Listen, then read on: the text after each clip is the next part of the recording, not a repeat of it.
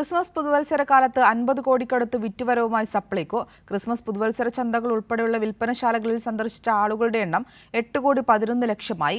Christmas പുതുവത്സരത്തോടനുബന്ധിച്ച് വലിയ ഓഫറുകളും ഡിസ്കൗണ്ടുകളുമാണ് സപ്ലൈകോ ഔട്ട്ലെറ്റുകളിൽ നൽകുന്നത്.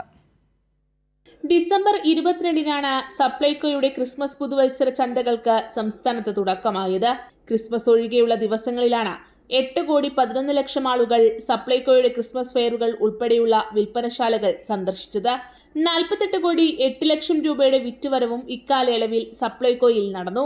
20 കോടിയോളം രൂപയുടെ വിറ്റുവരവ് സബ്സിഡി സാധനങ്ങളിൽ മാത്രമുണ്ടായി. 6,90,00,000 രൂപയുടെ വിൽപ്പനയാണ് ശനിയാഴ്ചയിൽ നടന്നത്.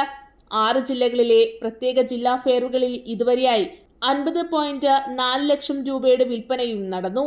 ഡിസംബർ മാസത്തിൽ ഇതുവരെയായി 200 കോടിയോളം രൂപയുടെ വിറ്റുവരവാണ് സപ്ലൈകോയിൽ നടന്നത്. സംസ്ഥാനത്തെ താലൂക്കുകളിലെ സപ്ലൈകോയുടെ പ്രധാന വിൽപ്പനശാല ക്രിസ്മസ് ഫെയറായി പ്രവർത്തിക്കുന്നുണ്ട്. ഡിസംബർ 31 വരെയാണ് സപ്ലൈകോയുടെ ക്രിസ്മസ് പുതുവത്സര ഫെയറുകൾ പ്രവർത്തിക്കുക. കൈരളി ന്യൂസ്, തിരുവനന്തപുരം.